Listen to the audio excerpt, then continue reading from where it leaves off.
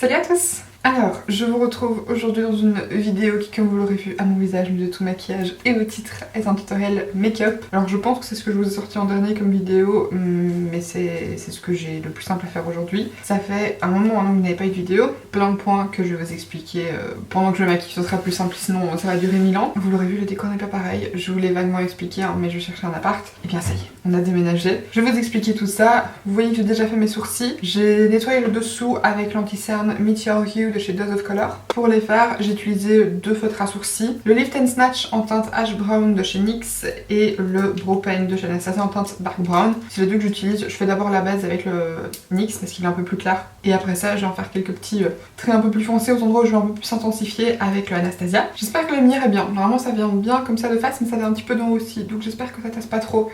Là vous voyez que j'ai des petites ombres du coup dû au fait que la lumière vienne d'en haut. En bas c'est paupières, je viens reprendre la Shadow Insurance de chez Too Faced parce que là il faudrait que je m'en serve. Alors par contre j'ai pas pensé, mais j'ai refait mes ongles tout long, ça va être compliqué. Parce que oui, j'ai enfin refait mes ongles. J'avais fait du semi, je pense, genre 2 semaines avant de déménager. Et puis là, ça fait déjà à peu près 2 semaines qu'on a déménagé, donc il ressemblait plus à rien. Il fallait absolument que je le refasse, surtout que je retournais au bureau. Et du coup, j'ai fait mes longs ongles d'Halloween. Je vous les montrer de plus près après. Et du coup, c'est vrai que comme là, ça devait faire 1 mois et demi, 2 mois que j'avais plus d'ongles vraiment longs. C'est vrai que c'est compliqué. Enfin, pas pour faire ma vie de tous les jours, parce que je sais pas pourquoi, ça, j'ai pas de problème à m'habituer. J'ai plus limite de problème à m'habituer du long au court que du court au long. Par contre, ouais, pour me maquiller, c'est chaud. Déjà que je maquille quasiment plus jamais, ça fait 2 mois que je maquille à peine, hein. Je maquille quand je vais au bureau, sinon franchement je maquille plus. Et quand je vais au bureau, généralement le matin, j'ai pas trop le temps de me maquiller les yeux. Donc je vais vite faire un petit fard lumineux et basta. Pour vous montrer un peu, j'ai fait des ongles avec une base noire et un genre de pailleté holographique par-dessus, ici plus vert et là un peu vert violet. Comme palette aujourd'hui, j'utilise la Pumpkin Spice de chez Too Faced. Je vous l'ai jamais montré en vidéo, je pense que je m'en suis servi peut-être une fois, mais j'ai un petit doute. Je vais commencer par la teinte Whipped Cream, qui est un fard couleur chair, et un petit pinceau E129 de chez OE Studio pour poudrer mon arcade sourcilière. Donc pourquoi vous n'avez pas eu de vidéo pendant aussi longtemps? Comme vous savez, ça faisait un petit moment que je cherchais un appart, donc forcément ça me prenait beaucoup de temps, hein, puisque j'étais en télétravail certes, mais je travaille quand même du lundi au vendredi. Et en fait le problème c'est que les visites se font la semaine, pas moyen d'avoir une visite le week-end, franchement c'est un enfer. Donc du coup c'était toujours la course puisqu'on cherchait hors de Bruxelles, parce que j'habite plus à Bruxelles du coup. Et donc du coup c'était à chaque fois la course, dès que j'avais fini de bosser, il fallait que je me prépare hyper rapido et qu'on aille visiter un appart. Et l'air de rien, il fallait faire en plus la route, plus la visite, et du coup ça me prenait pas mal de temps de la semaine. Et puis le week-end il fallait quand même que je prépare petit à petit mes affaires, voilà, j'essayais d'emballer les trucs que je pouvais déjà emballer pour essayer de gagner du temps par après, puisqu'en fait le problème c'est que j'avais pas de date exacte de déménagement. Moi je savais que je vais rendre mon appart le 14 novembre, mais la personne qui prenait mon appart pouvait le récupérer à partir de mi-octobre. Donc du coup je pouvais partir un peu quand je voulais. En fait de base on avait comme plan de récupérer l'appartement de mon copain et finalement ça s'est pas fait, donc on s'est retrouvé dans la merde à devoir chercher un appart alors que moi j'avais déjà prévu de rendre le mien et qu'il était déjà, enfin j'avais déjà mis mon renom et tout, donc c'était un peu la merde. En plus de ça, le plafond de chez mes voisins en dessous s'est effondré, juste en dessous de là où j'ai l'habitude mon bureau pour travailler. Ce qui fait que j'avais tout bougé dans la chambre pour essayer de ne plus passer là et qu'il n'y ait plus de poids pour éviter que chez eux ça s'effondre encore en attendant les travaux. Donc comment vous dire que la chambre c'est devenu du coup un 15 mètres carrés dans lequel j'avais mon lit, mes fringues, tout mon make-up, mon endroit pour filmer, mon bureau pour travailler, donc c'était juste plus possible. En fait, de la façon dont c'était mis, je savais plus filmer parce que je savais juste plus bouger. Pour être très simple, mon bureau était à côté de mon lit, à côté de ma coiffeuse, et il n'y avait même plus moyen de passer quoi, c'était vraiment trop galère. Donc du coup, je pouvais plus filmer tant que j'étais là, déjà parce que j'avais pas trop de temps, et en plus parce que logistiquement parlant c'était plus faisable quoi. Donc ça a fait qu'avant le déménagement vous n'avez plus de vidéo. Et du coup c'est la première fois que j'ai un peu le temps de filmer. Voilà, avant qu'on aille chez Ikea, j'en profite pour vite fait filmer une vidéo. C'est pour ça que c'est un make-up, parce que j'ai pas vraiment le temps ni vraiment d'idée pour faire autre chose là tout de suite. Donc je pense que je vais partir sur du rosé violet. Je vais commencer par la teinte à la mode qui est l'espèce de rose là. Pour ça je viens prendre mon pinceau E12 de chez Wycon. Mes pinceaux sont sales, je les ai même pas nettoyés, enfin j'ai pas eu le temps de les laver avant le déménagement. Et puis depuis qu'on a déménagé d'ailleurs c'est cette vidéo aussi que vous avez fait en premier puisque j'ai essayé de vlogger quand même un peu le déménagement. Et en fait l'avantage du coup d'avoir cette pièce c'est que normalement tout mon matériel pourra rester, donc ce sera vachement plus pratique pour filmer et moins chronophage que de devoir à chaque fois tout installer, tout désinstaller et tout. Là comme ce sera mis, si jamais une fois je vais me maquiller, d'ailleurs un truc, je peux vous filmer ça rapido comme je faisais avant. Donc voilà, franchement ça va être cool. J'ai trop hâte. Je galère, parce que ça se voit que je galère. Je sais pas si c'est les fards qui sont durs à estomper ou si c'est juste moi qui galère et qui n'ai plus l'habitude. Mais en même temps déjà c'est les teintes froides, je sais très bien que ça sur ma peau c'est plus compliqué que les teintes chaudes. J'aime bien en fait l'ambiance qu'il y a dans un déménagement, les quelques derniers jours de l'ancien appartement et les quelques premiers jours dans le nouveau. Vous savez, vous avez quasiment plus rien, vous mangez à même le sol parce qu'il n'y a plus de table. Enfin moi j'avais déjà pas de table au salle à manger puisque ma table me servait de bureau pour le télétravail. Donc j'ai toujours mangé dans mon fauteuil. Et je vais être honnête, c'est toujours ce qu'on fait, hein. Ici maintenant on a une table mais on mange dans le canapé, on aime bien devant la télé. D'ailleurs pour ça entre autres on va chez Ikea pour acheter une vraie table de salon, puisque moi j'avais un petit coffre dans lequel il y avait mes plaids et tout, et on faisait là-dessus, parce que dans l'ancien appartement il n'y avait pas trop de place pour une table de salon. Mais ici on a un très grand salon, vous verrez ça d'ailleurs dans le vlog. On va aller chercher une vraie table de salon un peu plus grande où on peut se poser et manger tranquille, parce que là sur le coffre franchement on galère. Et du coup ça fait quelques déménagements, je suis quand même assez fière de moi, puisque j'ai acheté les palettes Wild de chez Huda, je pense, fin août. Et ça a été mon seul achat make-up de ces derniers mois. C'est-à-dire que sur le mois d'août, ça a été mon seul achat make-up. En septembre, j'ai rien acheté non plus. Et là, en octobre, j'ai rien acheté non plus. C'est-à-dire que depuis le dernier haul que vous avez vu, en sachant que vous savez bien les hauls, le temps que je les filme, que je les monte, etc., vous les avez généralement toujours 2-3 semaines après que tout ait vraiment été acheté. Je sais pas si vous imaginez, genre depuis combien de temps j'ai pu acheter de make-up, c'est très très rare pour moi. Enfin, j'ai déjà parlé des problèmes de dépression, etc. Avec le make-up, il y a un vrai côté achat compulsif qui me fait du bien. Mais là, ces derniers temps, j'ai l'impression que forcément, j'ai dû mettre des sous de côté pour l'emménagement, enfin voilà, j'ai dû payer des trucs et tout, mais j'ai pas vraiment acheté beaucoup de choses, genre pour mon plaisir personnel. Je me suis juste fait quelques plaisirs avec des bouquins, et j'étais au cinéma, chose que j'avais fait depuis longtemps. Et ça aussi, ça m'a fait beaucoup de bien. D'ailleurs, petit point, j'ai développé une folie pour Dune et en même temps pour Timothée Chalamet. J'avais déjà vu le type, je savais déjà qu'il était grave cute, j'en avais entendu parler, je savais qu'il était très praised, j'avais jamais vraiment vu le jouer. Il transmet beaucoup d'émotions, enfin je sais pas expliquer, j'aime vraiment beaucoup. Donc du coup Dune c'était le premier film dans lequel je le voyais. J'étais un peu sur le cul, il joue très très bien. Je savais même pas qu'il parlait français pour vous dire un petit peu. Et du coup de là j'ai regardé d'autres films, j'ai regardé Call Me By Your Name, très très chouette film où il est très très mignon, l'histoire est très belle, très triste en même temps, c'est horrible. Et je sais regarder Little Woman, mon dieu, mon dieu. Ce type a l'air de me faire facilement pleurer. Après tout me fait facilement pleurer mais là, c'était lourd, c'était lourd. J'ai regardé plein d'interviews, ça va être un ange, tellement cute. Et alors en plus, est-ce qu'on peut parler de ses looks sur les différents événements? Il a toujours des looks de ouf, colorés et tout, pas classique en mode voilà. J'avais déjà entendu parler de Dune, déjà j'avais vaguement entendu parler des livres mais sans plus, je pensais qu'il y avait qu'un seul livre, pas qu'il y en avait autant, parce qu'il y en a vraiment beaucoup. Et ensuite, si vous ne savez pas, je suis une grande fan de Kyo, et ils ont une chanson qui s'appelle Fremen, qui sont du coup les habitants d'Arrakis. Et du coup j'avais été chercher parce qu'ils disent à un moment dans la chanson à tes yeux de Fremen, et j'avais pas fait le rapprochement en voyant le film, parce que je me suis dit mais j'en ai déjà entendu parler, genre le mot il me dit quelque chose, et le côté yeux tout bleu me dit quelque chose. Et bah oui forcément. Je papote beaucoup hein. Je vais reprendre la teinte Love You Latte, qui est un peu plus foncé, c'est le même style de couleur mais juste un peu plus foncé, un peu plus violette en fait, avec un pinceau Morphe, c'est partie du kit que j'utilise souvent mais il n'y a pas de nom. J'ai téléchargé les livres pour ma Kindle et je les ai commandés pour pouvoir les avoir. Heureusement d'ailleurs que je les avais pris sur Kindle parce qu'en fait je galérais, j'adore aller chercher des livres en seconde main. Et il faut savoir que j'ai fait tous les pêle-mêle de Belgique. Et que j'en avais trouvé 2, donc j'ai trouvé le premier tome, la première partie, puisque le premier tome existe en 1 ou 2 tomes séparés, et moi là j'avais que le premier, que j'ai très vite lu, et du coup il m'a fallu assez rapidement la suite, et comme j'avais fait tout le tour des pêle-mêle et que j'en ai pas trouvé d'autres, j'avais trouvé je crois le tome 4, et mon amoureux a réussi à me trouver un lien, avec je crois une vingtaine de livres de Frank Herbert. Du coup j'ai un peu checké ce qu'il faisait d'autre, toujours en science-fiction, et ça a des trucs assez cool, et je crois que dans les livres d'une, il y en a presque une quinzaine. Je vais y reprendre ensuite la teinte Warm and Cozy qui est ici, qui est une espèce de bordeaux, toujours avec le même pinceau. Le cycle original, donc avec les livres qui parlent de ce dont on voit dans le film, il y en a 6, en sachant que le film ne fait pas l'entièreté du premier livre. Ce qui est déjà beaucoup, et en plus vous avez je crois 3 parties qui contiennent à chaque fois plusieurs livres avant ce cycle-là, et je pense que vous avez 1 ou 2 parties après qui là aussi contiennent au minimum 2 livres. Donc c'est assez compliqué hein. Moi ce que j'ai fait c'est que là je suis occupée de lire le cycle original, donc j'ai terminé les 2 tomes du premier tome, enfin les 2 parties du premier tome, les 2 livres, et là je suis occupée avec le deuxième livre. Seulement le problème c'est que sur la Kindle vous pouvez pas les renommer, et ils ne se classent pas automatiquement par ordre des livres en fait, ils se classent par ordre alphabétique, ce qui est excessivement chiant, puisqu'en fait du coup moi j'avais tout trié par dossier, donc j'avais fait un dossier cycle originel, j'avais fait un dossier pré-Dune, un dossier prélude à Dune, un dossier machin chouette à Dune machin, pour pouvoir du coup tout séparer, et j'avais à chaque fois une numéro pour savoir quoi se placer quand, mais pour à chaque fois les livres dans les parties, pareil ils ont un ordre, et là par contre j'ai pas pu les renommer et rajouter des numéros. Ce qui fait que j'entame le deuxième bouquin, et je me dis putain c'est bizarre, il y a quand même une sacrée ellipse, et je me dis bah peut-être qu'on va y revenir machin plus tard, je sais pas. Et ça continue, et il faut savoir que comme je me suis renseignée, j'aime bien un peu lire et tout à côté, lire les chronologies, les machins, et du coup je savais qu'il y avait des trucs qui se passaient dont on ne parlait absolument pas, et là je me suis dit ok il doit y avoir un problème, c'est bizarre. Et du coup en tapant le nom du livre pour voir si c'était du coup peut-être un, j'ai pas bien placé, en fait c'était le 4e tome.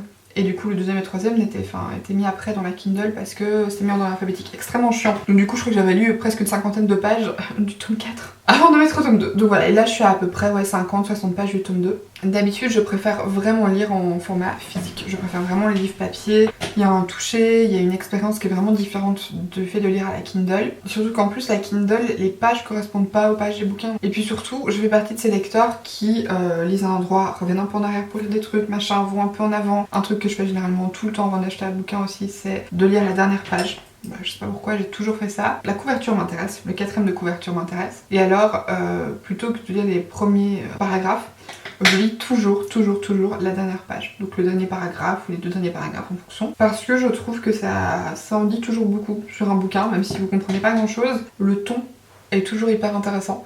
J'ai pas pu faire ça avec les livres d'une, ce qui était un peu frustrant. Surtout il y a beaucoup de personnages, vous suivez beaucoup de chronologie.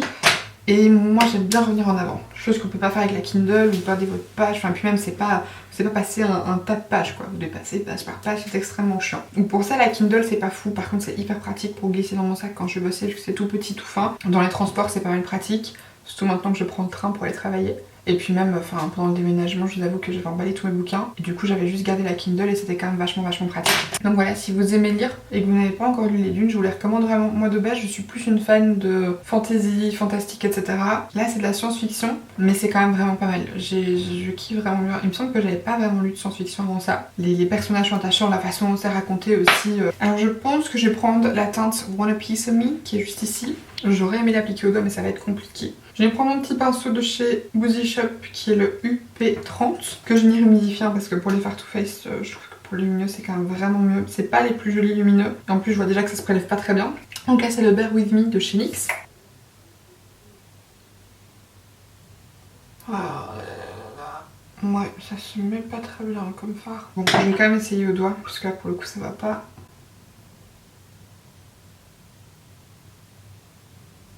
Bon, ça s'applique bien mieux au doigt, mais ça reste vraiment pas fou. Pour ça, en fait, que je suis pas fan des palettes Too Faced. D'ailleurs, je pense que c'est la seule que je vais garder, celle-ci. Les lumineux sont pas très lumineux. Ils s'appliquent pas très bien, quoi. Et en plus, je trouve que ça fait des trous. Je sais pas si vous allez voir, mais là, ici, j'ai un petit trou. Et là, pareil. Ça ne prend pas très bien. Là, je vais directement l'appliquer au doigt, hein, parce que c'est pas la peine de tenter au pinceau. En fait, il faut vraiment presser super fort. Vous pouvez pas juste le déposer. Vous devez vraiment presser avec votre doigt et presque masser un peu le pigment. Et bon, sachant que c'est une palette qui est sortie l'année passée, il y avait déjà à l'époque des fards qui étaient quand même bien mieux. Je sais pas si vous allez voir, on voit presque rien. J'aime pas. On va switcher sur d'autres fards lumineux parce que là franchement c'est nul. Je crois que je vais prendre ce fard-ci dans la palette Juvia's Place, donc c'est la The Mauve. Et c'est le fard qui est duochrome juste ici, dans les lumineux, qui a l'air très beau. Je sais pas du tout si ça va prendre par-dessus ce que j'ai déjà mis. Ah si, quand même un petit peu. Donc voilà, là même avec un fard en dessous ça prend mieux que le fard tout seul à même la paupière. J'ai pas encore eu l'occasion de me servir de ces palettes là, je les avais commandées, je sais pas si je vous avais montré dans mon précédent haul. En base, je crois que je vais appliquer la Blemish Fighting Putty Primer de chez ELF. C'est une que j'aime quand même vraiment bien, j'en ai déjà parlé, je l'ai déjà bien prélevé. Et alors aussi si vous aimez lire, je vous conseille vraiment, moi personnellement je suis une grande consommatrice des vidéos de Lynx the Sun. Et du coup je le suis également sur sa chaîne secondaire Linksa, sur laquelle il fait des vidéos coin lecture où du coup tous les mois il vous présente 5-6 livres qu'il a lus. Et je trouve ça super intéressant, il lit parfois des livres très connus, parfois des livres un peu moins connus. Et j'y pense parce que du coup en cherchant dans la science-fiction les livres d'une, je suis aussi tombée sur le livre Des fleurs pour Algernon, que je ne connaissais pas du tout, mais Lynx en avait parlé dans une vidéo coin lecture. Et rien que le résumé m'avait beaucoup ému. Voilà, il disait la dernière page du bouquin, j'étais en larmes. En la lisant moi aussi, j'étais aussi en larmes. Je l'ai pas encore lu, je l'ai pas encore commencé parce que je sens que c'est un livre qui va être très lourd émotionnellement parlant pour moi qui suis très sensible. Mais je suis très contente de l'avoir trouvé et de pouvoir le lire parce que ça va être un très beau livre. Donc voilà, si vous aimez lire, je vous conseille aussi sa chaîne et ses vidéos coin lecture. Parce que c'est hyper intéressant, il présente aussi des livres qu'on lui a envoyés, tout en gardant toujours un esprit très critique. Donc voilà, c'est pas parce qu'on lui a envoyé les bouquins, ou même ceux qui sont certainement des bouquins que ses abonnés ont écrits. Il reste très critique, mais c'est de la critique qui reste quand même toujours très... Je trouve... allez, c'est pas critiquer pour critiquer quoi, c'est de la critique qui reste très constructive, qui a toujours un raisonnement derrière. Après moi j'aime beaucoup ses vidéos de base, j'aime aussi beaucoup le personnage, enfin la personne quoi, parce que c'est pas vraiment un personnage, là pour le coup c'est vraiment... un être humain classique, enfin il ne joue pas quelqu'un quoi. En fond de teint je vais prendre le Conceal and Define de chez Makeup Revolution, que j'ai moi en teinte F8.2. Je pense que ça va être un peu foncé, parce que j'ai pas mal débronzé. Mais en même temps j'ai l'impression que mes autres fonds de teint sont encore un peu trop clairs. Donc c'est un peu particulier.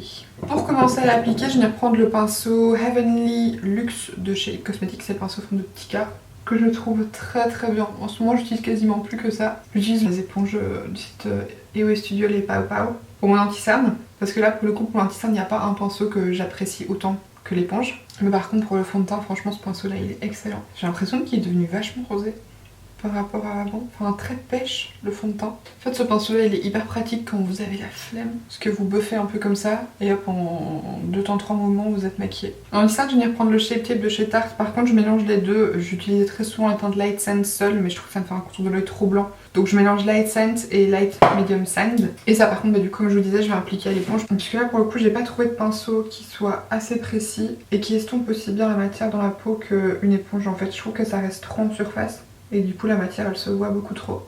Et j'insiste bien au niveau du coin externe pour bien remonter le make-up parce qu'avec ce genre de teinte là sinon ça fait vraiment œil malade. Pour appliquer mon bronzer, je viens reprendre le petit bronzer de chez ELF. Ça fait un petit moment que je m'en suis pas servi en vidéo avec vous. Et je vais venir le prendre avec le pinceau F30 de chez Way Studio. Donc je vais d'abord l'appliquer de façon un peu précise et après ça je viendrai un petit peu le dégrader. C'est trop galère. Je prends mon petit pinceau de chez Révolution, le rose gold comme ça qui est le R8 Angle Foundation Brush. Ce sera plus simple et vachement plus rapide à mon avis. Parce que le pinceau il est bien mais c'est un tout petit. Et du coup c'est compliqué. Comme je filme à la lumière naturelle, je crois que je vais m'autoriser à utiliser la poudre Cosmetics. Parce qu'en vidéo c'est toujours un calvaire vu qu'elle fait un flashback. Mais là comme j'ai pas utilisé mon éclairage je pense que ça devrait aller. Je vais utiliser le Minerale Skin Finish en Give Me Sun de chez MAC. Avec un de mes pinceaux préférés, c'est le Tapered Blush Brush, donc le numéro 116 de chez Primark. Bronzer crème, je sais pas si c'était une bonne idée par-dessus son teint là qui est relativement mat, parce que du coup les deux se sont pas super bien fondus ensemble. Et en plus le LF, la teinte est quand même un poil plus froide que ce que j'aime. Donc là j'en profite pour un peu vraiment réchauffer.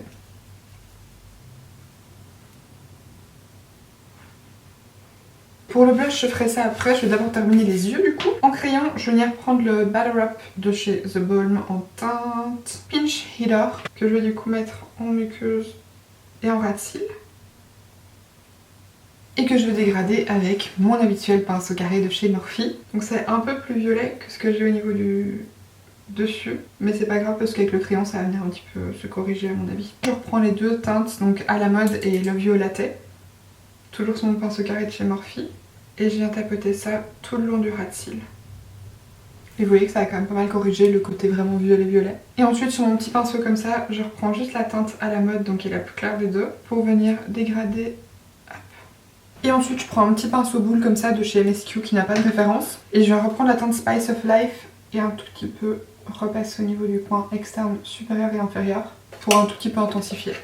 Alors au niveau de mes yeux, j'ai mis mon mascara, j'ai mis des faux cils d'office parce que mes cils retombaient déjà, enfin c'est une catastrophe. Je trouve juste qu'il manque d'un petit truc au niveau des paupières, donc je vais venir prendre le liner Heavy Metal de chez Urban Decay en teinte volume et je vais venir l'appliquer partout sur la paupière, donc par-dessus le fard. Ça aurait été bien de faire ça avant les faux cils, mais ça m'est venu comme idée après, donc Et alors en blush, je vais venir prendre ma palette de chez Tarte, c'est une qui est en édition limitée donc je sais pas si elle existe encore, c'est la Blush Bazar. Je crois que j'ai mélangé ces deux teintes-ci, donc il y a la teinte Endless et Authentique, parce qu'Authentique il est un peu plus rose-violet, mais Endless est un tout petit peu plus neutre, donc ça va éviter que ce soit trop rose. Que je voudrais quand même que ce soit assez froid que pour que ça aille bien avec le make-up des yeux, mais pas trop froid parce que je trouve pas que ça me va super bien. Et parce qu'on en a jamais assez, je vais prendre l'highlighter Pink Hearts de chez Anastasia dans la palette Moonchild. Sur ma lèvre, je vais venir mettre le gloss Fussy de chez Fenty Beauty. Et je vais juste venir retracer du coup mes commissures et le tour de ma lèvre comme je suis habituée avec le crayon Desert First des Shade Matte Lip Liner de chez NYX.